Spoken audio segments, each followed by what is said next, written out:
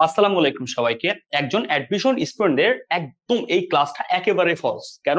সমন্বয় দাখিলা নিয়ে প্রবলেম থাকে না এমন কোন স্টুডেন্ট পাওয়া খুবই দুষ্কার, এবং এই ক্লাস পড়ার পরে প্রবলেম থাকবে এরকম স্টুডেন্ট পাওয়া খুব দুষ্কার। তাই বলবো এই ক্লাসটা একেবারে মাস্টারপিস এবং তোমার জন্য খুবই ইম্পর্টেন্ট। তুমি যে কোনো বিশ্ববিদ্যালয়ে একটি কোশ্চেন 100% পাবে এই টপিক থেকে, এবং আমি এই টপিক এত সুন্দর করে তোমাকে পড়াবো তোমার একদম মুখস্থ যত রকম প্যারা ছিল আই হোপ তোমার দূর হয়ে যাবে ইনশাআল্লাহ। তো দেখো, সমন্বয় দাখিলা সবগুলা একেবারে কভার করে দেবো ইনশাআল্লাহ এই অধ্যায়ে। শুধু আমি বেসিক পড়াবো, দেখুন বেসিকের জন্য যা যা আছে, সমন্বয়ের ম্যাথ গুলা পড়াবার আরেকটা ক্লাস। আসো, প্রথমে দেখো সমন্বয় থেকে কি কোশ্চেন হয়।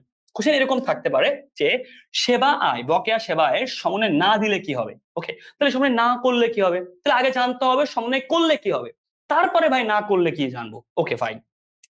কুড়িনের সমন্বয় যাবে কি, অগ্রদত্ত ব্যয়ের সমন্বয় কি, তার মানে আলটিমেটলি সমন্বয় দিলে কি হবে না দিলে কি হবে, কতগুলা পরীক্ষায় আছে সব ক্লিয়ার করবো ইনশাল্লাহ। দেখো ভাই, তাহলে প্রশ্ন হচ্ছে সমন্বয় দাখিলা প্রশ্ন আসে কি থেকে, সকল প্রকার অগ্রিম ব্যয়ের থেকে আসে, অগ্রিম আয়ের থেকে আসে, বকেয়া ব্যয় বকেয়া আয়, সম্পত্তির অবচয় অবলম্বন অবক্ষয়, সম্বার মনিহারি, এই টপিকস গুলো থেকে সমন্বয়ের কোশ্চেন হয়। বলবে অগ্রিম ব্যয়ের সমন্বয় দিলে কি হবে না দিলে কি হবে, তাহলে প্রত্যেকটা একটা দুইটা তিনটা চারটা পাঁচটা পাঁচটা ছয়টা, তাহলে এই ছয়টার থেকে আবার ডাবল করে কোশ্চেন হয়। তাহলে দিলে কি না দিলে কি 12টা কোশ্চেন এখান থেকে, এর বাইরে বেসিকের কোনো কোশ্চেন যাবে না ইনশাআল্লাহ। ঠিক আছে, সম্বার বা মনিহারি ওকে দুটো একই জিনিস, এখানে সাপ্লাইজও অ্যাড হতে পারে, একই জিনিস। ওকে, আলটিমেটলি এই 6টা প্যাটার্নের 12টা কোশ্চেন হবে, 12 রকম কোশ্চেনের বাইরে বেসিকের কোনো কোশ্চেন ইনশাআল্লাহ যাবে না। ম্যাথমেটিক্যাল দাম আলাদা ক্লাস, বারবার বলছি। আসো তাহলে মন দিয়ে খেয়াল করো। প্রথমে আছে অগ্রিমের ক্ষেত্রে অগ্রিম ব্যয়। আচ্ছা মন দিয়ে খেয়াল করো, অগ্রিমের দুটো ভার্সন, একটা অগ্রিম ব্যয় একটা অগ্রিম আয়। আচ্ছা অগ্রিম ব্যয়, ওকে অগ্রিম ব্যয়। দেখো ছোটবেলায় আমরা পড়েছিলাম এখানে দুইটা জিনিস আছে, তাহলে ভাগ করো তো, ব্যয় আছে আর অগ্রিম আছে। তুমি এখানে কোন কথাটার সাথে বেশি জড়িত? তুমি জানো হিসাব সমীকরণ তোমার কি আছে, আয় আছে ব্যয় আছে, ঠিক আছে, তারপরে কি আছে মূলধন আছে, মালিকানা সত্ত্ব আছে, উত্তোলন আছে। তো এখানে হিসাব সমীকরণের যে আধুনিক হিসাব বিজ্ঞানের 5টি উপাদানের মধ্যে একটি উপাদান ব্যয় তোমার জড়িত। তাহলে ব্যয় স্বাভাবিক জের কি, একদম প্রথম অধ্যায়ে পড়ছো না ভাইয়া, স্বাভাবিক জের ডেবিট, সারা জীবনের জন্য ধর স্বাভাবিক জেরটা ডেবিট, তাহলে ব্যয়টা তো ডেবিট, আমি দিলাম ডেবিট। তাহলে ক্রেডিটটা কি হবে, এখানে তো আর কিচ্ছু অগ্রিম আছে। এত সোজা? আপনি কি বলেন এত সোজা? ভাই একটু টেকনিক্যালি প্লট ট্রাই করি। তাহলে আমার ব্যয়টা ডেবিট, ওকে ভাই, তাহলে আমার এখানে অগ্রিমটা আছে, অগ্রিমটা কিসের অগ্রিম, অগ্রিম ব্যয়, ক্রেডিট হয়ে গেল হয়ে গেল। তাহলে এটা যে হয়ে গেল আমি কেমনি মনে রাখবো যে এই রুলসে করতে হবে। আচ্ছা আসো তো এই আয়ের রুলসটা খেয়াল করি, অগ্রিম ব্যয়, দেখি আমি এটা রুলস একই রুলস কিনা, তাহলে আমার বুঝবো যে আসলে জাহিদ ভাই ঠিক বলছে। এখানে আয় আছে, তাহলে আয় সারা জীবনের জন্য কি, ক্রেডিট হয়ে গেল। ডেবিট কি, কিচ্ছু নাই, কি দেবো, অগ্রিম, অগ্রিম, অগ্রিম ডেবিট, কিসের ডেবিট, আয়ের ডেবিট, হয়ে গেল। এত সোজা? ইয়েস, এত সোজা। বুঝতে পারছো? তাহলে ব্যয়ের বকেয়া ব্যয়ের স্বাভাবিক যাবে দেখি, ব্যয় তো সারা জীবন ডেবিট, তাহলে বকেয়া ব্যয় কি, বকেয়া কি হবে, ক্রেডিট, তাহলে বকেয়া ব্যয় ক্রেডিট।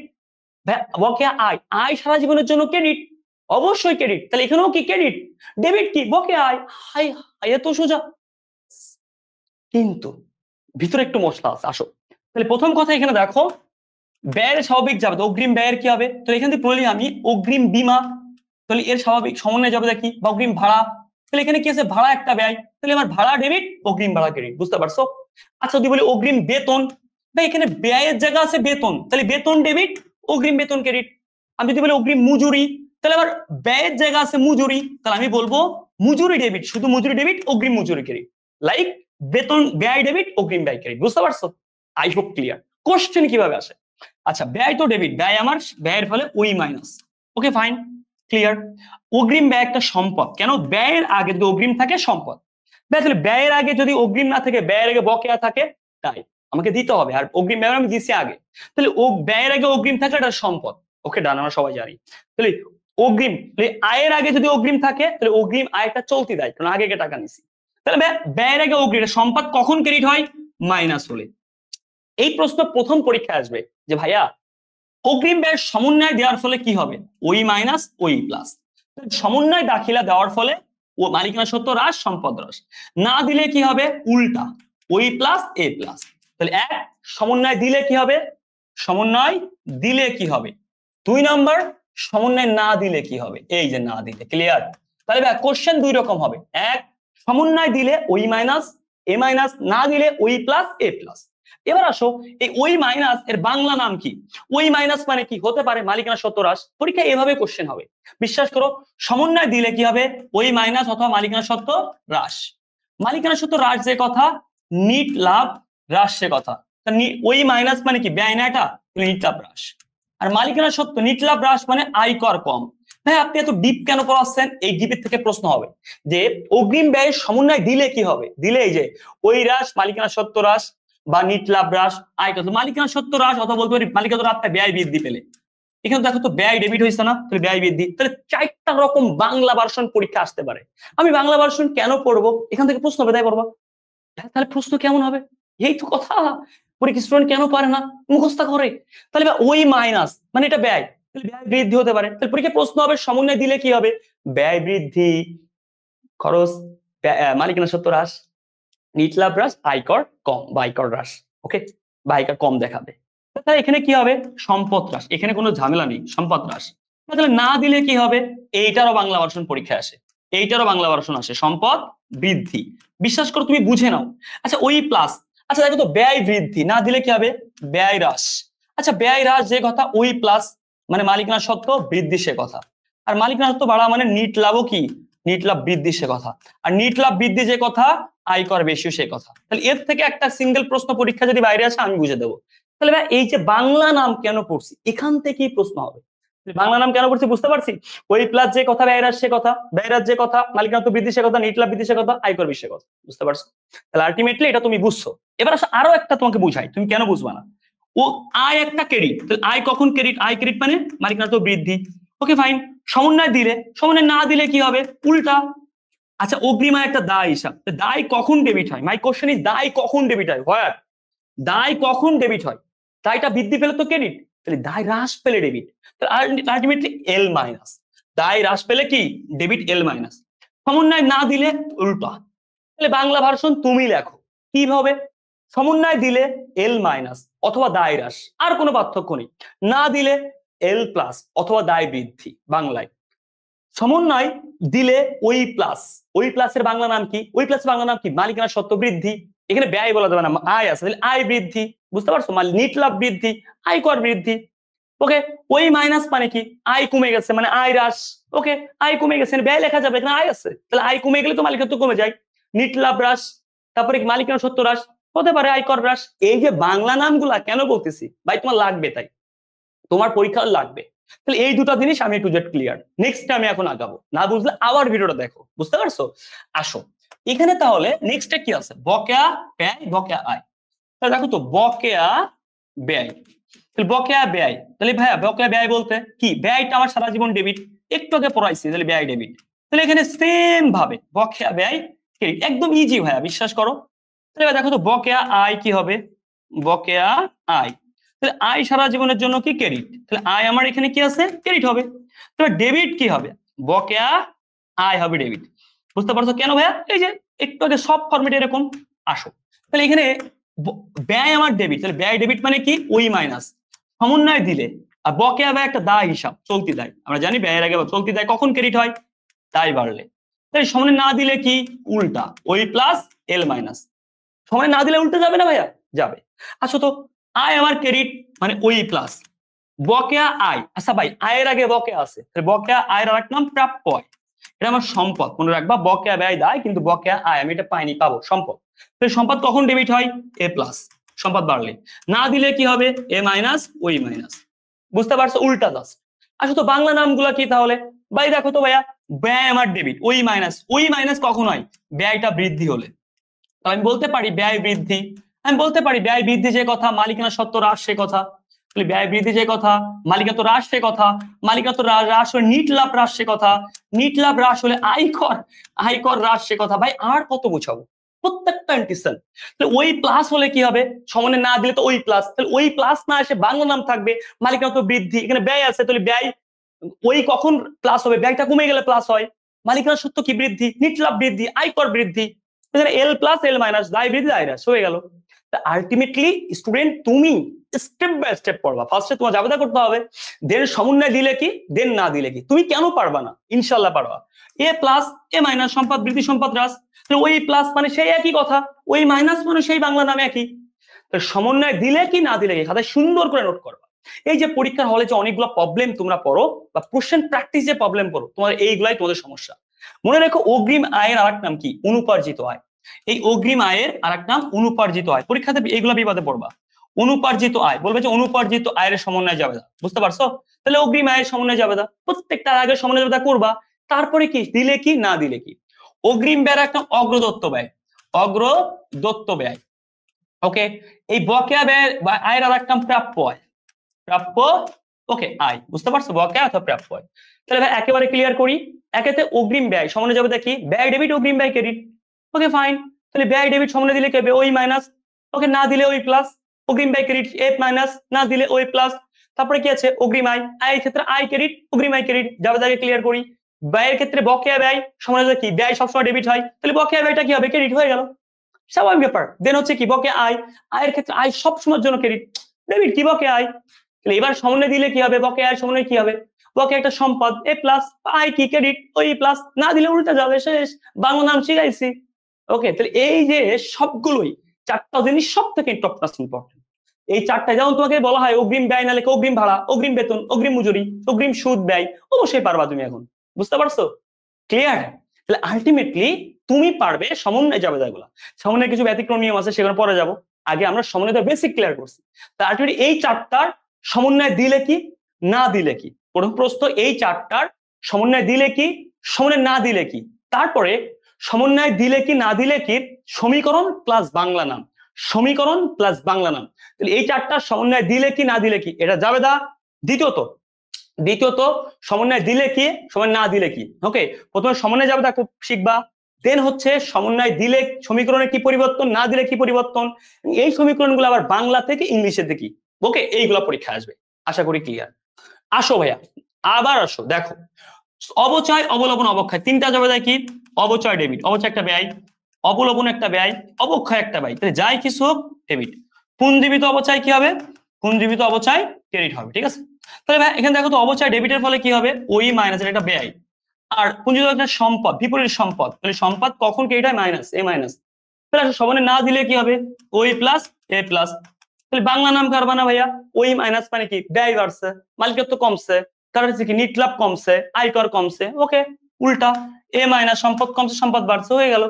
আলটিমেটলি এই সমন্বয় যাবে দাও দিলে কি না দিলে কি বাংলা নাম আসবে। আসো, সম্ভার বা মণিহারি ব্যবহৃত, তাহলে এটুকু যাবে কি হয়? ব্যবহৃত অংশে। তাহলে ব্যবহৃত অংশ যাবে কি হয়? সম্ভার, মনির বা সাপ্লাই। তাহলে সম্ভার বা মণিহারি বা সাপ্লাইজ, এই তিনটার ক্ষেত্রে এর খরচটা বা যে ব্যয়টা ডেবিট হবে। সম্ভার ব্যয় বা মণিহারি ব্যয় বা সাপ্লাইজ ব্যয় ডেবিট। তাহলে এই ব্যয়টা কোথা থেকে হয়? এই ব্যয়টা ওই সাপ্লাইজ বা সম্ভার থেকে হয়। সাপ্লাইজ বা সম্ভার বা মণিহারি কি? অব্যবহৃত মণিহারি গুলো একটা সম্পদ। ওকে, তাহলে সম্ভার, সাপ্লাইজ যেটুকু অব্যবহৃত সম্পদ মনে রাখবা। আর ওর যে খরচটা, এটা আমার ব্যয়। তাহলে যে ব্যবহৃত বা খরচ এক কথায়, তাহলে ব্যবহৃত অংশ বা, তাহলে এটার ব্যবহৃত অংশ দিবা ডেবিট আর অব্যবহৃত অংশ ক্রেডিট, বুঝেছো? সাপ্লাস, মণিহারি এবং সম্ভার, এই তিনটা হচ্ছে কি ব্যবহৃত অংশ হচ্ছে খরচ, আর অব্যবহৃত অংশ হচ্ছে আমার সম্পদ। তার মানে ধরে ধরো টোটাল 5,000, এখান থেকে ব্যবহৃত হচ্ছে 3,000, তাহলে এটা হচ্ছে খরচ। এইটুকু জাবেদা হবে। তাহলে সমন্বয় জাবেদা হবে যতটুকু ব্যবহার হয়েছে ততটুকু। সম্ভার, মণিহারি এবং সাপ্লাইজের ক্ষেত্রে যতটুকু ব্যবহার হয়েছে ততটুকু জাবেদা হবে। তারপরে সম্ভার, মণিহারি, সাপ্লাইজ ব্যবহৃতটুকু জাবেদা। তাহলে এটুকু ব্যবহৃত মানে খরচ, তাহলে ব্যবহৃতটুকু ডেবিট। আর কোথা থেকে খরচ আছে? সাপ্লাইজ, সম্ভার, মণিহারি থেকে। সাপ্লাইজ, সম্ভার, মণিহারি ক্রেডিট। তার মানে ভাই এটা কি বুঝলাম? এই খরচ মানে এটা ব্যয়, ওই মাইনাস। আর এটা সাপ্লাইজ, মণিহারি, সম্ভার, এটা কি? অব্যবহৃতটুকু সম্পদ, এ মাইনাস। সমানে না দিলে কি হবে? ওই প্লাস এ প্লাস, শেষ। ক্লিয়ার? ক্লিয়ার? তাহলে একটা সমন্বয় দিলে কি হবে, সমন্বয় না দিলে কি হবে? ক্লিয়ার? সমন্বয় দিলে কি হবে, সমন্বয় না দিলে কি হবে? ক্লিয়ার? সমন্বয় দিলে এবং না দিলে কি হবে, এইটুকু বুঝতে পারছো? তাহলে ভাই এইটুকু যে ব্যবহৃত অংশ, তাহলে ব্যবহৃত অংশ মানে কি ভাইয়া? ব্যবহৃতটুকু খরচ। আর ব্যবহৃত কোথা থেকে হচ্ছে? সাপ্লাইজ, মনিহারি, সম্পদ থেকে হচ্ছে। এই জন্য আলটিমেটলি ব্যবহৃতটুকু ডেবিট, অব্যবহৃতটুকু ক্রেডিট। কেমনে বুঝলো? টোটাল মনে করি এতটুকু 3,000 ব্যবহৃত, বাকি 2,000 অব্যবহৃত, শেষ। তার মানে ব্যবহৃত 3,000, তাহলে এই যে ব্যবহৃতটুকু ডেবিট, সম্ভার, মনিহারি, সাপ্লাইজ ব্যবহৃত ডেবিট, সম্ভার, মনিহারি, সাপ্লাইজ অব্যবহৃত ক্রেডিট। অব্যবহৃত মানে সম্পদ, এ মাইনাস, ব্যবহৃত মানে ব্যয়, ওই মাইনাস, ওই মাইনাস এ মাইনাস, না দিলে ওই প্লাস এ প্লাস। এখন এর বাংলা ভার্সন আমার আর শেখানো লাগবে না, এটা তুমি পারো। বাংলা ভার্সন তুমি পারো ভাইয়া। তোমাকে এতটুকু তাহলে কি শিখাইলাম, যদি এইটুকু না পারো তাহলে আমার খুব কষ্ট লাগবে, বুঝতে পারছো? তাহলে এখানে কিন্তু এটা ব্যয়, তাহলে বাংলা ভার্সনটা পারবা। তাহলে এখান থেকে কতগুলো শিখলাম, সম্ভার মনির সাপ্লাইস একই যাবে দা, অবচয়ের ক্ষেত্রে যা শিখাইছে এটা, বাকি 4টার ক্ষেত্রে এটা, তো টোটাল 5-6টার ক্ষেত্রে 12টা কোশ্চেন হবে, এর বাইরে ইনশাল্লাহ কোশ্চেন যাবে না। আসো, আর কুরিন ও কুরিন সঞ্চিতির সমন্বয়ে যাবে যাচ্ছে কুরিন ডেবিট কুরিন সঞ্চিতি ক্রেডিট। কুরিন আমার ব্যয়, কুরিন সঞ্চিতি বিপরীত সম্পদ, ওই মাইনাস এ মাইনাস, না দিলে তার উল্টা ওই প্লাস রে প্লাস। ওকে, এটা কুরিনের অধ্যায় শিখাইছি। ওকে ফাইন, আসো এখন আসে কিছু নাম তাও তোমরা ভুল করো, এগুলো দেখে নিবা। অনাদায়ী খরচ আর একটা বকেয়া, বকেয়া খরচ একটা অনাদায়ী খরচ বা প্রদেয় খরচ। ওকে, বকেয়া আয়ের আর এক নাম কি, প্রাপ্য আয়, প্রাপ্ত আয়। ওকে, বকেয়া আয়ের একটা প্রাপ্য আয়, ওকে সরি এটা না, এটা ভুল, এটা ভুল আছে, প্রাপ্য আয় অর্জিত প্রাপ্য আয় একই কথা, এটা সম্পদ। আসো, আর এটা হচ্ছে দায়।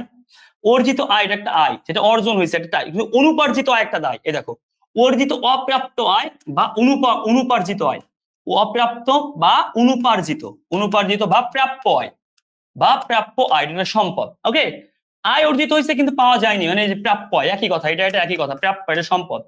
আয় অর্জিত হয়নি কিন্তু পাওয়া গিয়েছে। ওকে, অনুপার্জিত, অনুপার্জিত অনার্জিত হয়। ওকে ফাইন, আর অর্জিত হয়নি মানে তুমি আগে টাকা নিছো, বুঝতো? ক্লিয়ার, আগে টাকা নিছো, অনুপার্জিত এটা দায়, অনুপার্জিত আয় কি দায়, বুঝতে পারছো? ওকে, অর্জিত অপ্রাপ্ত হয়, সরি সরি, অর্জিত অপ্রাপ্ত হয় মানে তুমি বকে আয়, বকে আয় মানে অর্জিত হয়েছে তুমি পাওনি এখন, তাহলে বকে আয় সম্পদ, ঠিক আছে? এটা অনুপার্জিত একটা দায়।